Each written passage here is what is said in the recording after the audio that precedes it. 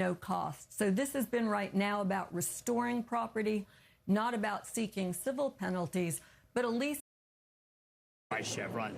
That's fine. Chevron does well. I want it to be temporary, and I certainly don't want people to say, listen, get out now. I don't think get out now because you can't get in now. Yes.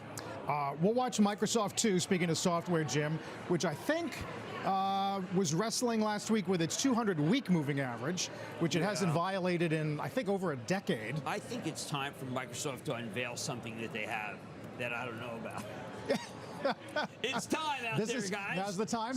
Break some glass. This is the time to, if you're going to have that secret Copilot 2, I would unveil it right now. Yes. I think that Meta's doing a lot of stuff that we don't know about that is positive. This is a good chance, again, if you don't own any Alphabet, maybe a start here. Alphabet's doing so well. It's only down $2. See, I want things to be down more. Like you want to flush, I think. Yeah, I do. I want the crescendo sell. I mean, I look at J&J and how much, if that thing dropped to 230, that would be terrific. Medtronic offloaded Mini-Med the other day, and Medtronic's at 89. That's a good price, 15 times earnings. I like medical device.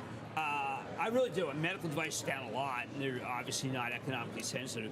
So, I mean, there's stuff to buy, but it's not down. I mean, do you want to go buy Merck? I mean, I think Merck's doing so much right. So let's buy Merck down 10%. No, it's down 94 cents. I don't want to tell someone to buy that. And every night we leave here, and every night oil goes up, and then you wait, at 3 in the morning, you wake up and the S&P's down 1.5%. I want to break that cycle. That's a cycle we've been under. And it makes it so that whatever you buy today looks foolish tomorrow. Right. So I just, don't want people to make a stand. I don't see a stand here. Something changed over the weekend. It got worse. So making a stand here this close, given the fact that the war escalated to a level that no one thought, I got to have a reason why these people are so bullish. Do they know something? I don't think they know something.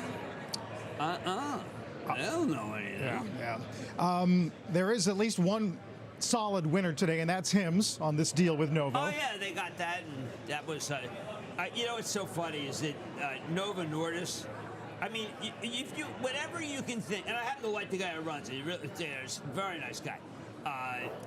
But, when you, okay, everything they do is wrong. Okay? Stars continue. Why did he do this? So his stock's up 20 cents. Well, that was a good idea. Honestly, I met the guy. The guy is a great guy. He inherited a really bad situation. But name me something they've done right. Right. I don't know what they've done right. They got the pill out earlier. But he makes this huge deal to make it so that Hers and Hims is back. And his stock goes up 18 cents. The market is saying, do something. They had this one. To take this to a loss is really incredible. I mean, it's one of those. Remember there was a game where against the Oilers where Frank Reich of Buffalo came back, greatest comeback ever, and you look at it and you say, well, the first thing he did when he came back to the second half was throw a pick. And then he said, all right, we got him where we want him. Man, maybe Novo has them where they want them. Maybe that's it. Maybe Novo has them where they want them. I'd be surprised. Meantime, as we're talking oil back below 100, for more on the war's effect on crude, let's get in touch with our Brian Sullivan today. Hey, Brian.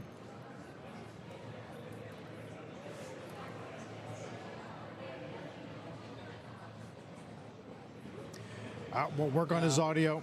Got to speak louder. Brian's got to speak louder. Yes. He's a loudspeaker, so that is a little. Yeah, there's a lot to get to. We got to hear from him because he had great comments in the previous Squawk Box.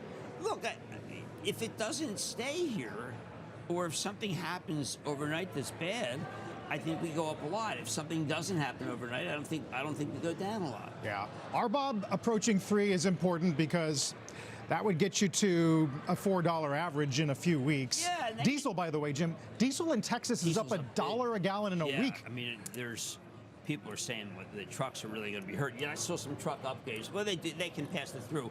But let's talk about Disney as the stock. Disney's got cruise ships. Disney's got theme park. and they've got movies and channels 7, like TV, linear.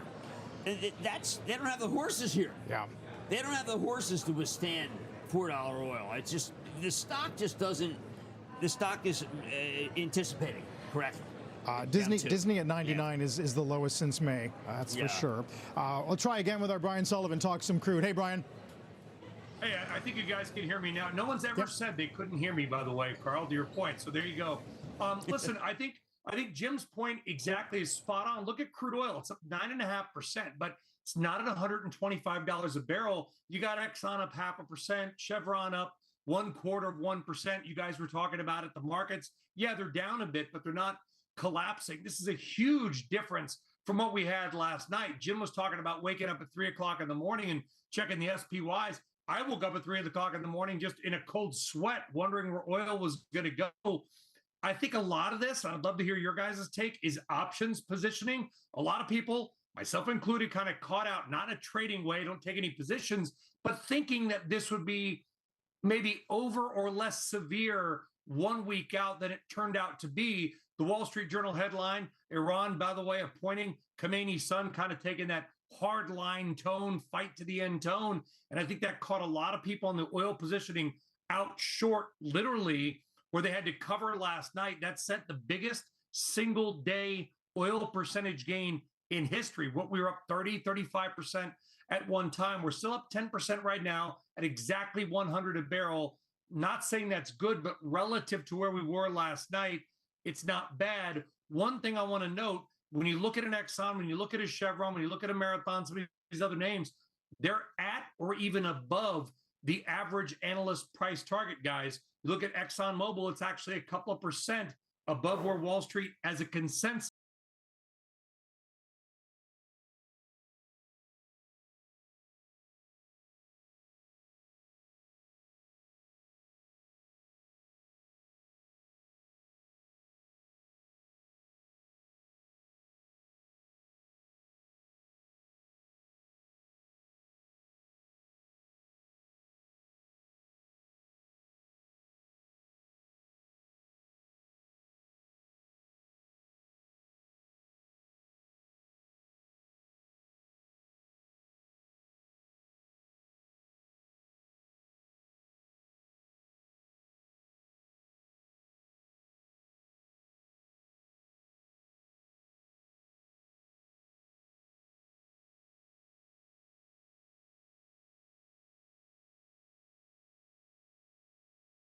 is, there you go, verbal gymnastics, guys, but it does matter when you're counting the barrel.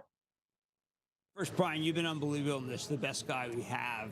Let me ask you, when you attack the desalination plants and when Israel attacked an oil facility, isn't that the kind of escalation that we really can't control right now? Yeah, I think you're right, Jim. Listen, you made the point at near the top of the show that you can't control the outcome. And I think that's where we are. I think, once you start a fight, you don't know how it's going to end. And I think there was, and I'm guilty of this, by the way, sort of an idea that Iran might take a little bit of a softer tone, that maybe disappointment of a new supreme leader by the Assembly of Experts might be somebody that wasn't pro-West. They don't have to say they like us, but would be less adversarial. With the installation of Khamenei's son, it looks like it's different. I'm not getting into Iranian politics, but my point, Jim, and I think to your point, is that the outcome here is uncertain. And when you've got Iranian drones and missiles and whatever it is hitting Bahraini refining plants and Qatari energy plants, things spiraled. Right. That's what I'm worried about. Exactly what I'm worried about. Brian, thanks. We'll talk soon. Brian Sullivan watching. The details of the talks and proposals effectively and accurately. One of them was Daryl Kimball of the Arms Control Association, who emphasized to me that details matter and that, quote, working out the details requires time and technical expertise, and the administration was not patient enough to apply either to this effort. So, Jonathan, while there were a lot of questions about Iran's intent with its enrichment programs, at the same time, there were questions about the extent to which the U.S. was working in good faith during those very nuclear negotiations before going to war. Jonathan. Yeah, really, really good reporting. Indeed, you got to call into question whether those efforts were legitimate. And again, such muddled responses from the administration as to why this conflict began in the first place, and remain muddled as to what the end game might be. MS Now senior White House reporter Vaughn Hilliard. Vaughn, thank you again. Coming up here on Morning Joe, we're going to take a look at some of the other stories making headlines this morning, including the booming wellness industry for your pet. We'll explain that story straight ahead.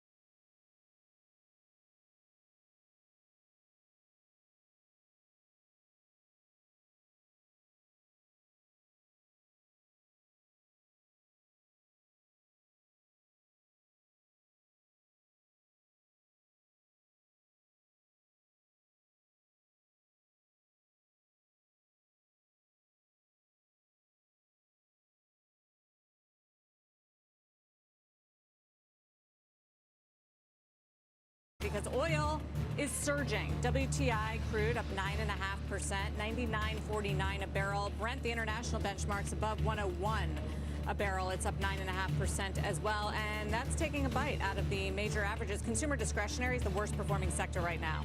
Coming up this hour, we'll be all over this huge move in oil and what it means for every part of the market. Plus, Rockefeller's Ruchir Sharma will join us as global equities see big swings on the escalating war in the Middle East. And former Commerce Secretary Gina Raimondo is with us. Big warning about what she calls an AI-driven mass unemployment crisis and just what government is supposed to do about it. But guys, we have to start with the move in oil prices, which is sharp and it is high, pushing Brent above $100 a barrel, now more than $101 a barrel. We're off the highs of the session, but still, it is a big jump, and now a big jump of what we've seen since this war began. So one thing I decided to do is take a look at some of the countries that this hurts the most, the biggest importers of oil, right? U.S. imports a little, but we export a lot too, because we're, mostly self-sufficient on oil. But here's the countries that are not. China is the world's biggest importer of oil. Now, the good news for China is that they stockpile a lot, so they have a lot of reserves. But there are countries like India, South Korea, Japan that are nearly, 90-95% dependent on oil, meaning imports minus exports. They don't produce oil. Also Europe, a lot of European countries like Germany, for instance, is nearly fully dependent on oil. It's no wonder we see sharp swings in markets like the Kospi, which, yes, was one of the darlings of the market and built up. It's an AI-driven market, not an energy-driven market. Right. So South Korea's economy certainly vulnerable. Point out prices have fallen sharply, currently at just around $100. Decision risks the lives of all civilians in Iran since locations used for military purposes lose protected status and could become legitimate military targets under international law. Earlier today, a second Iranian ballistic missile was intercepted over Turkey, where the U.S. has a key base at Incirlik. Amidst reports, the Russians are providing targeting intelligence to Iran. Are you receiving any help from Russia? Well, we have a strategic partnership with Russia. So that's a yes? And, a military cooperation between Iran and Russia is not something new. It's not a secret. It has been in the past and is still there and will continue in the future. President Zelensky of Ukraine says a team of Ukrainian counter-drone experts will travel to the Middle East this week to help advise Gulf states and Jordan how to defend against Iran's Shahid drone. Full-scale ground invasion yet, and I should point out, driving up and down the border for a number of hours today, we saw more tanks, we saw Apache helicopters in the sky conducting defensive maneuvers, jets, constant, again, shelling and airstrikes, but not the kind of volume of forces that we came across, at least publicly, that would suggest Israel is preparing a more significant ground incursion. But it is obviously clear that they are targeting infrastructure for Hezbollah. They have demanded that everybody south of the Litani River in southern Lebanon moves out. It was utterly clear of how desolated some of the villages we saw on the other side of the border indeed have been. And Israel did, in the past 24, 48 hours, announce their first 2 fatalities from this specific part of the war here against Hezbollah, and also to southern Beirut, taking significant pounding in the past days or hours or so, where again Hezbollah has so much of its infrastructure. But an important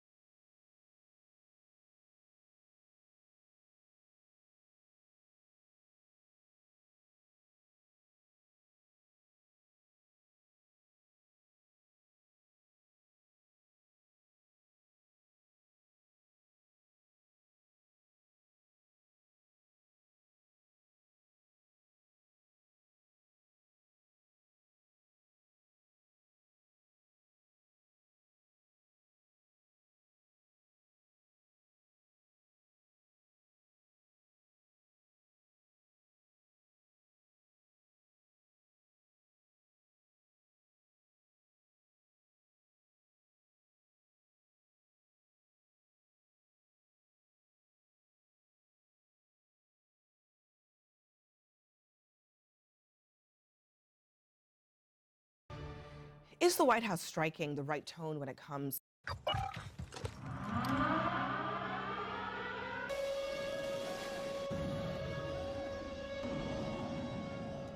The official White House Twitter account posted that Call of Duty style clip promoting its war.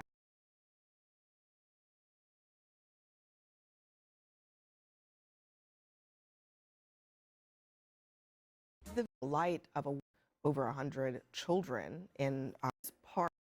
So I'm kind of two different minds, because on the one hand, I don't like these kinds of videos. I do think it makes light of something that's incredibly serious, but I also think at the same time they're trying to show what it is they're doing, because I think they fear that they're losing some support amongst younger Americans, particularly younger men online, who are seeing some of the total going on. Actually wonder if maybe that might have the opposite effect.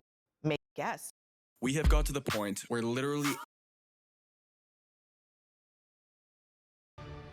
Is the White House striking the right tone when it comes to its war with Iran? Watch this.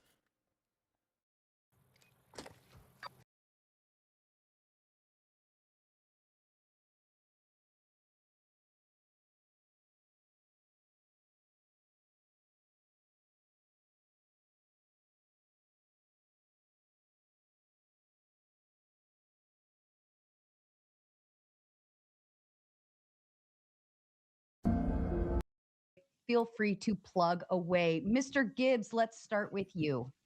All right. I am Admiral Gibbs, host of the Debate Championship Series, and Give Me a Break. I lean right, and we whoop that ass. Fair enough. Alex, to you, please. Hi, I'm Alex from the Alex Kirsch Project. I don't stream on YouTube anymore, but I am found on TikTok and Instagram. I'm up here representing Misfit Formation, and I am a retired U.S. Army retiree and 20 years, deployed to Iraq 4 times and Subordination. We recently saw a Marine go into the Senate and verbalize his dislike of what's going on. And we've seen a few other videos kind of surface and other people make their way towards the front lines verbally and vocally to let us know that the military may or may not be approving of this. Admiral Gibbs, why don't you kick us off with a few thoughts of your own on it? We'll move our way around. Yeah, I mean, I don't think I think that the U.S. soldiers should all obviously be able to, reject unconstitutional orders. I don't really see much contention coming from the panel in that case. However, I do think it's important. I have some notes here, and we can get into the specifics. I'm not going to try to argue with former military members about military policy, but I will say the United States has put forth what most people refer to as the Hague Act, right? So if they were going to try U.S. soldiers, morality, because when it comes to a state survey,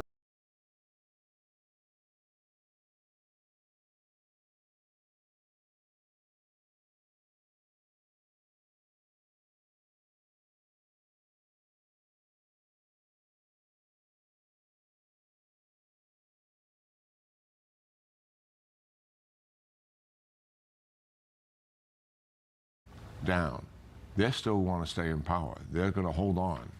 And that's the reality. When they lose everything else, when they lose the organizations that are supporting them, and we see cracks in that, the feedback that our intelligence services are getting, that there are cracks in the leadership.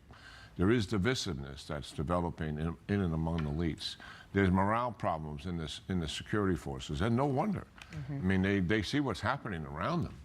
You know, that the people they know, the organizations they've been a part of it for years, and the weapon system that they've employed offensively, all of that is being destroyed.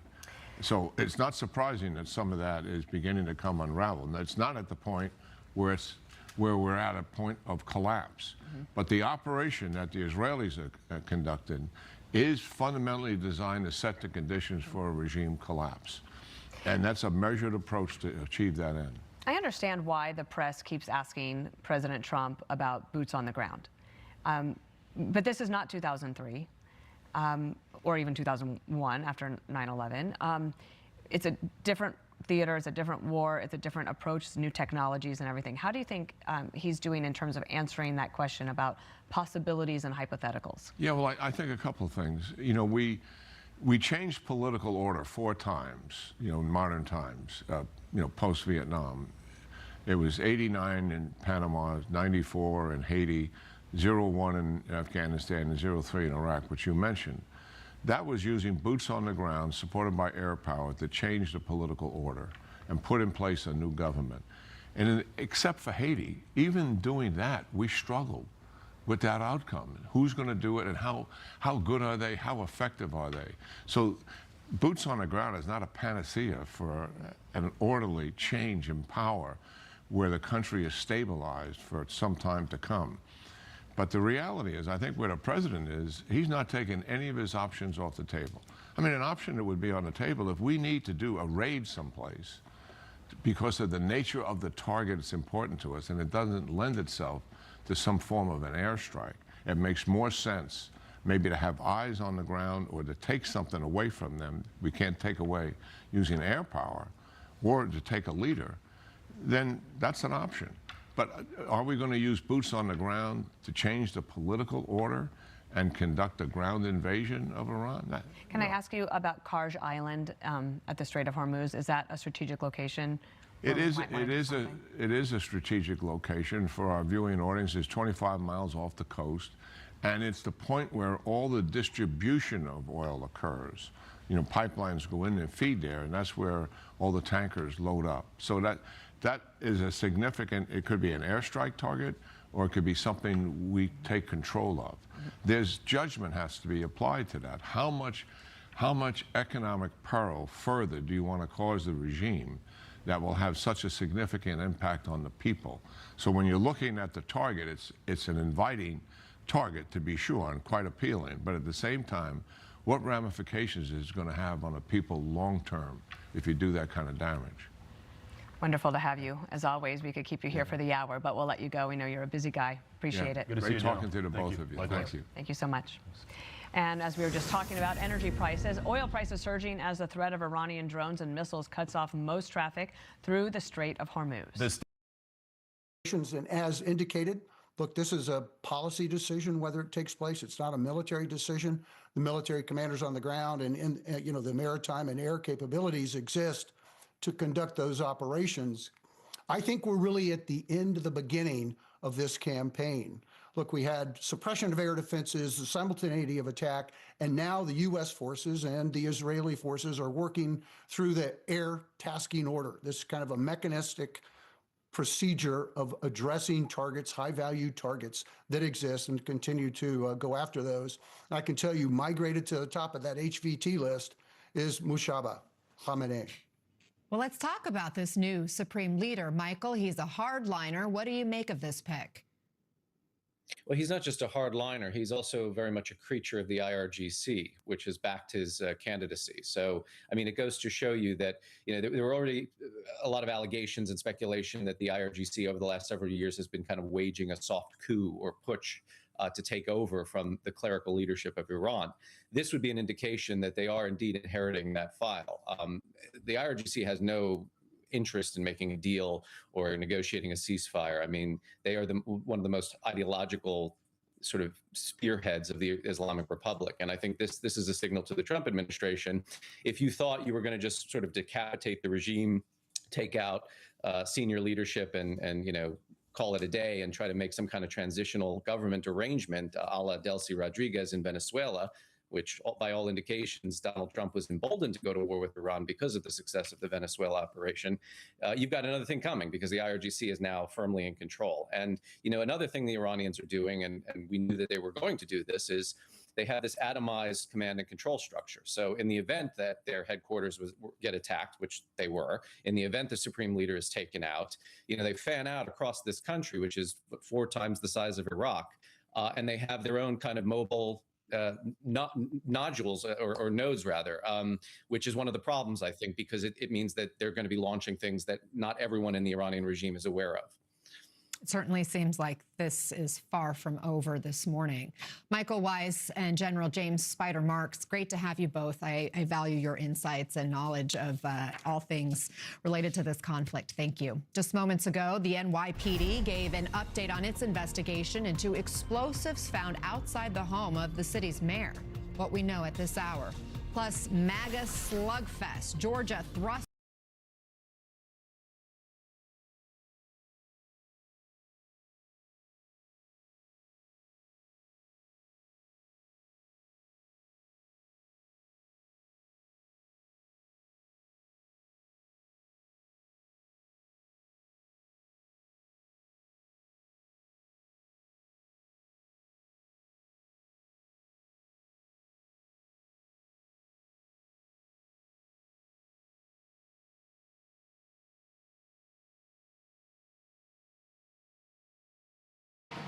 And she follows up the brace against Paraguay with a finish tonight that makes amends for the miss towards the end of the first.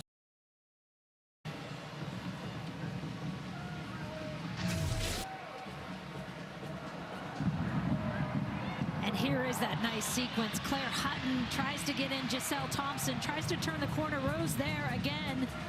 But again, the back press by the United States and that counter press. They're calling that a foul on Regan. I think it's a good play by Claire Hutton. Another look at this. She stomps on her foot there. She gets her. Maybe not. Good call. Thought it was clean. Referee Foudy. The benefit of VAR from the booth. Loudy Foudy. He said there's no chance, and you said I've scripted it out, I've timed it out, it's 60 seconds. And it wasn't. Well, about 90 seconds in, you finally took a breath. She got real loud. There's a bit of work to be done on that segment, they said I think. they're gonna build a. This is Germer. Forward it comes for Hutton. Thompson down the left side, and Alyssa Thompson chasing forward here. Regan tracking back. Alyssa Thompson to the byline, and Regan. Ali Senor opens the scoring.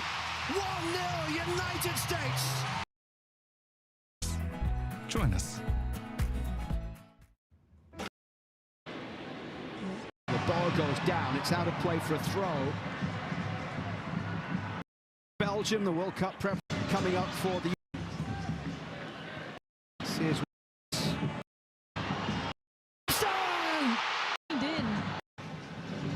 Tapia has an incredible story.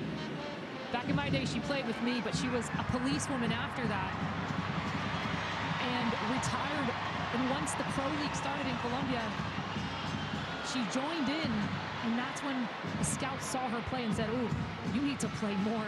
Then she soon signed to a team in Brazil, which was in fact Palmeiras, and has been a championship winner of Brazil. Shaw in towards Thompson! Alyssa Thompson with the strike! Soon signed to a team in Brazil, which was in fact Palmeiras, and has been a championship winner of Brazil. Shaw in towards Thompson!